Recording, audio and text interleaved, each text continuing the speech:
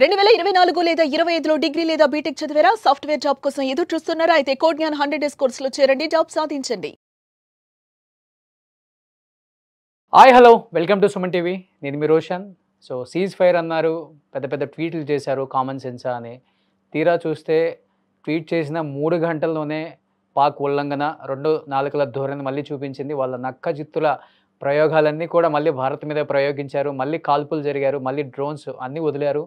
But Bharat ఎంతో చాకచక్యంగా అప్రమత్తంగా ఉన్నారు కాబట్టే మొత్తాన్ని తిప్పికొట్టారని చెప్పుకోవచ్చు. బట్ దీని గురించి మాట్లాడడానికి మనతో పాటు సిద్ధంగా ఉన్నారు లైవ్లో army ex major SPS Oberoi గారు. ఒబెరాయ్ గారు నమస్తే అండి. నమస్తే అండి, జై హింద్ సార్. సార్ జై హింద్ సార్. ఎలా చూడొచ్చు, ఎందుకంటే మీరు ఎన్నో సంఘటనలను చూసొచ్చారు, ఆర్మీలో ఎంతో ఎక్స్పీరియన్స్ ఉంది, పాక్ గురించి మీకు బాగా తెలుసు, అండ్ అమెరికా గురించి కూడా చాలాసార్లు స్టేట్మెంట్ ఇచ్చారు ఈ మధ్యన ఇంటర్వ్యూస్లలో కూడా. ఏ విధంగా చూడొచ్చు అంటారు? చైనా సపోర్ట్ చూసుకొని ఒక్కసారిగా పాక్ మళ్ళీ వితిన్ 3 అవర్స్లో ఓకే అనుకొని ఉల్లంఘన చేసి మళ్ళీ ఫైర్ స్టార్ట్ చేసింది. ఎలా చూడొచ్చు సార్ ఓవరాల్గా దీన్ని? మళ్ళీ వార్ ఉండొచ్చు అంటారా? సార్ ఒక్క విషయం అర్థం చేసుకోండి సార్. ఇప్పుడు మన భారత ప్రధాని గారు ముగ్గురు chief of army staff, navy staff, air force స్టాఫ్ని కానీ, హోమ్ మినిస్టర్ని కానీ, డిఫెన్స్ మినిస్టర్ని కానీ, ఎన్ఎస్ఏ గారిని కానివ్వండి, అండ్ అలాగే మినిస్టర్ ఆఫ్ ఎక్స్టర్నల్ అఫైర్స్ని పిలిచి ఎలాగైతే ఐకమత్యంగా నిర్ణయాలు తీసుకుంటున్నారో అది పాకిస్తాన్లో అలా సాధ్యం కాదు సార్. పాకిస్తాన్లో సీజ్ ఫైర్ అడిగింది యాక్చువల్లీ మిలిటరీ కాదు sir. It was the political lobby that asked for the cease fire. కాకపోతే దీనిని Asif Munir, who is the chief of the army staff in Pakistan, తను దీనికి అంగీకరించలేదు సార్. సో పొలిటికల్ లాబీకి ఆర్మీకి మతభేదాలు ఉన్నాయి సార్. పాకిస్తాన్లో ఇప్పటి నుంచి కాదు, 1947 నుంచి ఇంతే. వాళ్ళు పొలిటికల్ క్లాస్కి అండ్ ఆర్మీకి పడదు, ఆర్మీకి అండ్ ఐఎస్ఐకి పడదు, ఐఎస్ఐకి పొలిటికల్ లాబీకి పడదు. దానివల్లనే సార్ మనం యాక్చువల్లీ డిప్లొమాటిక్ గా పాకిస్తాన్ నుంచి ఫెయిల్ అవడానికి ముఖ్య కారణం కూడా ఇదే సార్. ఎందుకంటే మనము వాళ్ళ పొలిటికల్ క్లాస్ తో మాట్లాడితే ఆర్మీ వాడు టెర్రరిస్ట్ ని పంపిస్తాడు, ఆర్మీ వాడితో మాట్లాడితే ఐఎస్ఐ వాడు టెర్రరిస్ట్ ని పంపిస్తాడు. సో మనం వీళ్ళని నమ్మడానికి మాత్రము ఖచ్చితంగా వీల్లేదండి. ఇప్పుడు 22 ఏప్రిల్ రోజు మనం జరిపిన దాడికి వీళ్ళు అప్పటి నుంచి కంటిన్యూస్ గా ఎల్సీ మీద క్రాస్ బార్డర్ షెల్లింగ్ చేస్తూనే ఉన్నారు. సో సీజ్ ఫైర్ ఇంతకు ముందు నుంచి ఉందండి. 22 ఏప్రిల్ రోజు కూడా సీజ్ ఫైర్ ఉన్నప్పటికీ వీళ్ళు దాటి ఇన్ఫిల్ట్రేట్ చేసి వచ్చి ఆ పహల్గామ్ లో ఇన్సిడెంట్ జరిగింది. సో సీజ్ ఫైర్ ని పాకిస్తాన్ రెస్పెక్ట్ చేస్తుంది అన్న మన నమ్మకం అన్నది నన్ను అడిగితే మాత్రం మూర్ఖత్వమే అంటారు. ఓకే, అంటే ఇది ఇలానే ఉంటే సార్ ఈరోజు ఆపరేషన్ సింధు 3 జరిగే అవకాశం ఉందంటారా? మరి వాళ్ళు ఏమాత్రమే వెనక్కి తగ్గం, ఎందుకంటే అక్కడ ఆర్మీకి పొలిటికల్కి పడదు, వాళ్ళ మధ్య ఏదో వైరం నడుస్తుందని చెప్పేసి ఆల్రెడీ ఒక టాక్ ఉంది. సో ఇది ఖచ్చితంగా ఆగదండి రోషన్ గారు. ఇది నా అనుమానం ప్రకారంగా కనీసం ఒక 3 to 5 years ఇది నడుస్తుంది. ఎందుకు అంటున్నానంటే 3 to 5 years మినిమం సార్. ఎందుకంటే భారతదేశం లక్ష్యం చాలా క్లియర్ గా ఉంది సార్. లక్ష్యం ఏంటి? పాకిస్తాన్ భూమి మీద చివరాఖరి టెర్రరిస్ట్ బతుకున్నంత వరకు ఆపరేషన్ సింధూర్ నడుస్తుంది అని చెప్పి మన ప్రధాని గారు చాలా స్పష్టంగా చెప్పారు. సో నౌ అది జరగదండి. ఎప్పటికీ పాకిస్తాన్ ఆ ఉగ్రవాదుల్ని మన చేతులకి ఇవ్వదండి. అండ్ వాళ్ళని చంపేదాకా మనము నిద్రపోము, వాళ్ళని నిద్రపోము, ఇది కూడా ఖచ్చితం. సో ఈ రెండు కలిపి మీరు చూస్తే గనక ఇది అప్పట్లో ఆగేటట్టు లేరండి. అండ్ ఇప్పుడు ఉన్న పరిస్థితుల్లో పిఓకే మనకి తిరిగి రావాలి అని మన ఏదైతే ఆలోచన ఉందో అది చాలా గట్టి నిర్ణయంగా మారుతుందండి. So maybe we may go for a long drawn battle with Pakistan అవ్వచ్చు. మధ్యవస్థంగా నిన్న అమెరికా వచ్చినట్టు, అండ్ నాకు ఐ డోంట్ నో, మీ ప్లాట్ఫామ్ ద్వారా నేను ఇంకొక మాట చెప్పాలనుకుంటున్నాను సార్. అసలు America is not a good country to be allowed to intervene in this matter sir. అంటే నిన్న ట్రంప్ గారు చేసిన ట్వీట్లో ఆయన వాడిన పదాలు నాకు నచ్చలేదండి. అంటే ఇంత సివిలైజేషన్ ఉన్న కంట్రీని యు ఆర్ టాకింగ్ సెన్స్ తీసుకోరండి. అంటే మేము సెన్స్లెస్సా? నీకు సెన్స్ లేదు. పొద్దున ఒక మాట మాట్లాడతావు, మధ్యాహ్నం ఒక మాట మాట్లాడతావు, రాత్రి ఏమో అని ఇంకో మాట మాట్లాడతావు. You are a senseless country and you are a senseless president and you are trying to teach sense to my country. And how can you write such words, use such words in your tweet? Sir, Trump is tweeting ante world మొత్తం చూస్తుంది sir. And he has to be mindful of the choice of words that he is using. తను పాకిస్తాన్ని ఇండియాని equal గా చూస్తున్నాడు sir. అసలు బుద్ధి లేని ప్రవర్తన సార్. నన్ను అడిగితే మాత్రం ప్లీజ్, నేను ఏమైనా తప్పుగా మాట్లాడుతుంటే నన్ను క్షమించాలి. నా దేశాన్ని మాత్రము చిన్న చూపు చూస్తే నేనైతే ఊరుకుంటాను. ఓకే సార్, ఇప్పుడు పిఓకేని ఆక్రమించుకోవటం, సరే భూభాగంలో కలుపుకోవటం అది పక్కన పెడితే ఒక 53 లక్షల మందిని తీసుకొచ్చి భారతదేశంలో కలుపుతాం, ఓకే సార్. కానీ ఆ 53 లక్షల మందికి రేపు వాళ్ళకి ఉద్యోగ అవకాశాలు ఏంటి, వాళ్ళకి ఎలాంటి సార్, అంటే ఎలా పాసిబుల్ అవుతుంది ఇది? ఓన్లీ పిఓకేని కలుపుకుంటే సరిపోతుంది, భూభాగంలో కలుపుకుంటే సరిపోతుంది అనేది సరిపోతుందా భారతదేశానికి ఆ మాట? సార్ మీరు when I am saying integrating POK into India, it has many facets sir. First భాగం ఏంటంటే మిలిటరీ కాంకర్, ఆ టెరిటరీని మన స్వాధీనంలో తీసుకురావాలి. ఇంకోటి డిప్లొమాటికలీ వరల్డ్ని మనం యాక్సెప్ట్ చేయించాలి, POK మాది కాబట్టి మేము తీసుకున్నాము అన్నట్టుగా. మూడోది అక్కడ జరగాల్సిన అడ్మినిస్ట్రేటివ్ వర్క్. నాలుగోది ఆ పొలిటికల్ ఇంటిగ్రేషన్. ఐదవది సోషియో కల్చరల్ ఇంటిగ్రేషన్. ఆరవది ఎకనామిక్ ఇంటిగ్రేషన్. నేను చెప్పాను కదా సార్, 5 నుంచి 10 సంవత్సరాలు. I was not talking about military campaign sir. Military campaign మహా అయితే 3 వారాలు సార్. బట్ ఆ పర్మనెంట్ ఇంటిగ్రేషన్ ఇండియాలో అవ్వాలి అంటే ఒక 4 to 5 years మాత్రం ఖచ్చితంగా పడుతుంది సార్. 10 సంవత్సరాలు పడినా మనము ఆశ్చర్యపోనక్కర్లేదు సార్. దాన్ని ఇనీషియల్గా ఒక కంట్రోల్డ్ టెరిటరీ లాగానే పెట్టి ఇండియాతో ఇంటిగ్రేట్ చేయకుండా అక్కడ మనుషులు ఉన్న వాళ్ళ how is there mind, whether they are willing to integrate with India or not, what is there mind set, అందులో ఎవరైనా ఉగ్రవాదులు కానీ పాకిస్తాన్ స్పై ఏజెంట్స్ కానీ ఉన్నారా, ఇవన్నీ చూడడానికి టైం పడుతుందండి. సో మనం దీన్ని అందుకే చెప్పే కదా, ఆపరేషన్ సింధూర్ ఏ రోజు పూర్తవుతుంది, ఏ రోజైతే POK మనకి తిరిగి వస్తుందో, ఏ రోజైతే మనకి పాకిస్తాన్ వాళ్ళ భూమి మీద ఉన్న, సార్ మీకు తెలుసో తెలీదో నేను చెప్తున్నాను, పాకిస్తాన్ భూమి మీద ఈ రోజుకి 30,000 మంది పైగా ఉగ్రవాదులు ఉన్నారు సార్. మనం చెప్పింది మహా అయితే 30,000 మంది. Maybe my figure is less only sir. నేను 30,000 ఒక చాలా బ్యాలెన్స్డ్ ఫిగర్ చెప్తున్నాను. 50,000 లక్ష అన్నా మనం ఆశ్చర్యపోనక్కర్లేదు సార్.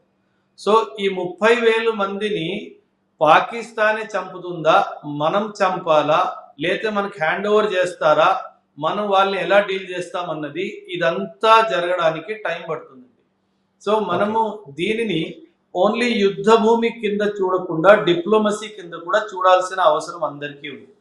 ఓకే సార్, ఇప్పుడు ఏం జరగబోతుంది అంటే స్ట్రాటజీలు చూస్తేనేమో డిఫరెంట్గా ఉన్నాయి. నిన్న కూడా చైనా ఒక స్టేట్మెంట్ ఓపెన్గా ఇచ్చేసింది, మా సపోర్ట్ అయితే పాకిస్తాన్కి 200% ఉంటుంది, వాళ్ళు కూడా ఏమాత్రం తగ్గట్లేదు, అక్కడ ఆర్మీ కూడా మొత్తం డ్రోన్లు కంప్లీట్గా మన మీద వదులుతూనే ఉన్నారు, బట్ మన వల్ల అప్రమత్తంగా ఉన్నారు కాబట్టి నిన్న ఎటువంటి ప్రాణ నష్టం జరగలేదు, లేదు సీజ్ ఫైర్ స్టార్ట్ అయింది, సో ఇది ఇరు దేశాల మధ్య యుద్ధం లేదు అనుకొని మనం కొంచెం రెస్ట్ తీసుకొని ఉంటే నిన్న చాలా బ్యాడ్ న్యూస్ వినాల్సి వచ్చేదండి.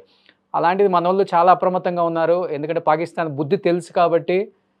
బట్ ఈరోజు నైట్ వాళ్ళు మళ్ళీ స్టార్ట్ చేసే అవకాశం ఉంది అని ఒక టాక్ వస్తుంది కాబట్టి ఇన్ కేస్ జరిగితే ఒకేసారి ఆపరేషన్ సింధూర్ 3 కొన్ని ప్లేసెస్ టార్గెట్ చేసి ధ్వంసం చేసే అవకాశం ఉందంటారా? సార్ నేను నా ఆర్మీ ఎక్స్పీరియన్స్ తోని మాట్లాడతాను సార్. వాళ్ళు టార్గెట్ చేసినా చేయకపోయినా మనం చేయాలి సార్. ఎందుకంటే ఇప్పటి వరకు వాళ్ళు టార్గెట్ చేస్తుంటే మనం ఆపడానికి మాత్రమే ప్రయత్నిస్తున్నాము. మనము we have to break his capacity to fight with me. ఇప్పటి వరకు ఆర్మీ చేతులు, మోదీ గారు చెప్పారు I have given a free hand to the army, కానీ ఆర్మీ కూడా చాలా జాగ్రత్తగా వాళ్ళు చేస్తున్న దాన్ని కంట్రోల్ చేస్తూ రిటాలియేట్ చేస్తుంది సార్. బట్ మనం కూడా ఖచ్చితంగా ఒక గట్టి దెబ్బ వాడికి కొడితేనే వాడికి బుద్ధి వస్తుంది సార్, అప్పుడు దాకా బుద్ధి రాదు. చిన్నగా దెబ్బ కొడితే పొలిటికల్ లీడర్షిప్ కి బుద్ధి వచ్చింది, పెద్దగా దెబ్బ కొడితే మిలిటరీ లీడర్షిప్ కి బుద్ధి వస్తుంది sir. Pakistan as a country is controlled by 3 different entities: the political leadership, the military leadership and the ISI leadership sir. So ఈ ముగ్గురు భయపడేలాగా కొడితే గానీ వీళ్ళు ఊరుకోరు sir. If we are only trying to defend our country. మేము అకాడమీలో ఉన్నప్పుడు, మేము ఆర్మీలో ఉన్నప్పుడు మాకు మా ఇన్స్ట్రక్టర్స్ ఒక మాట చెప్పేవారు sir, attack is the best form of defence అని చెప్పేసి. మనం వాళ్ళ మీద అటాక్ చేస్తేనే మనల్ని మనం డిఫెండ్ చేసుకోగలం సార్.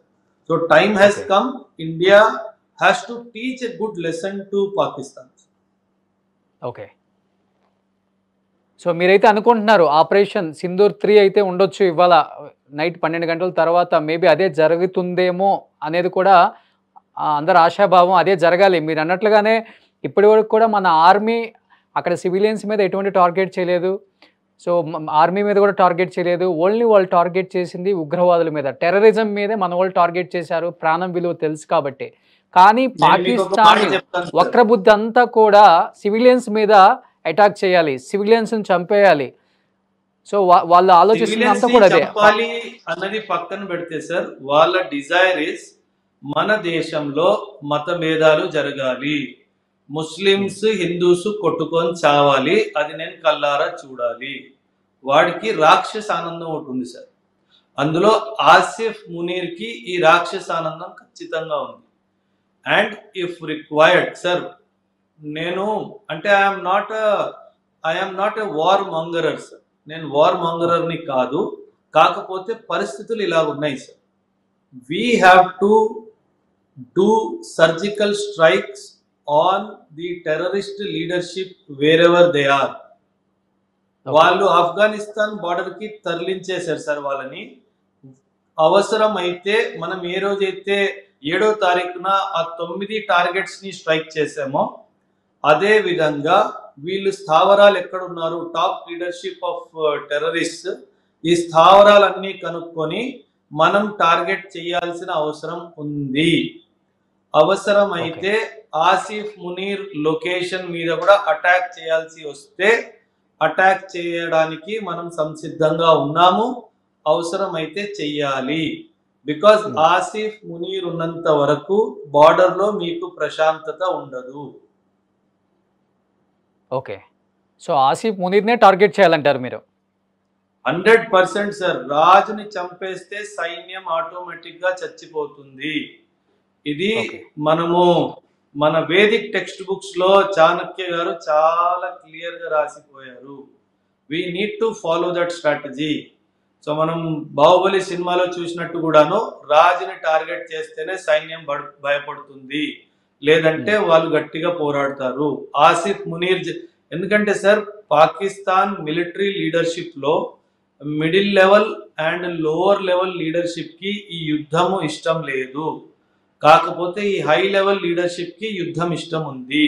సార్ ఒక చిన్న మాట సార్, పాకిస్తాన్ ప్రైమ్ మినిస్టర్ ఎవరైతే ఉన్నారో, he is a criminal sir. You go to Google website, Google page and read about him.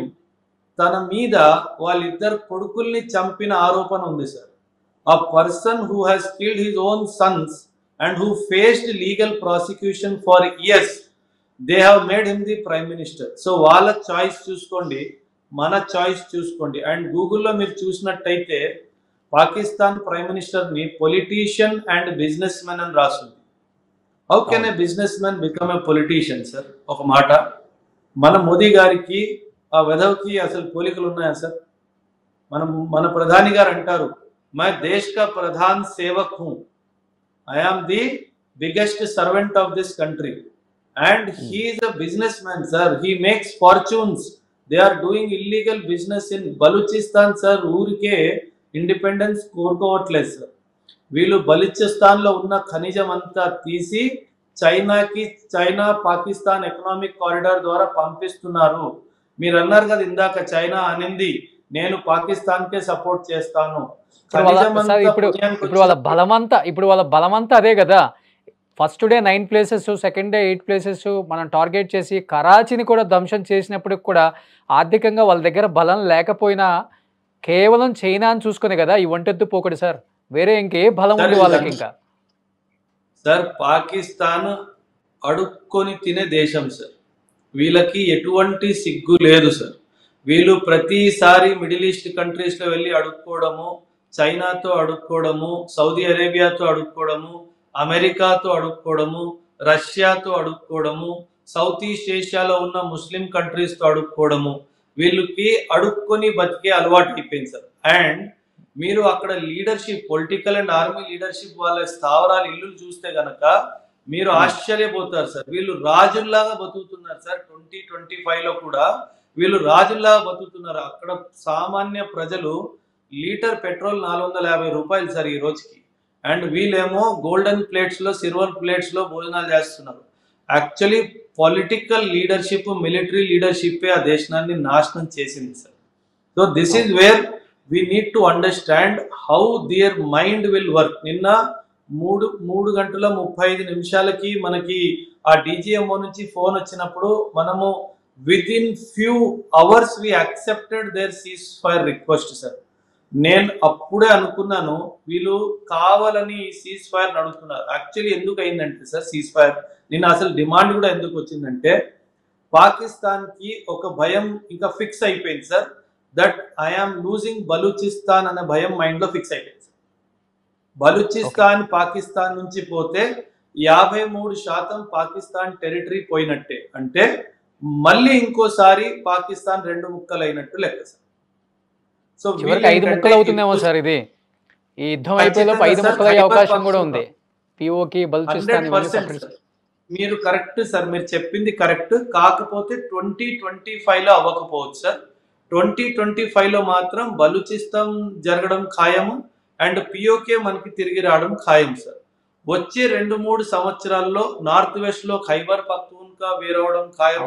Afghanistan will definitely attack. And ఇక్కడ సౌత్ ఈస్ట్ లో సింధ్ ప్రాంతం కూడా వాళ్ళు ఇండిపెండెన్స్ కోరుకోవడం మాత్రం ఖాయం సార్. అప్పుడు పాకిస్తాన్ లో మిగిలేది పంజాబ్ ఒక్కటే సార్. సో ఇంకేది మిగలదు. And that will become a land locked country.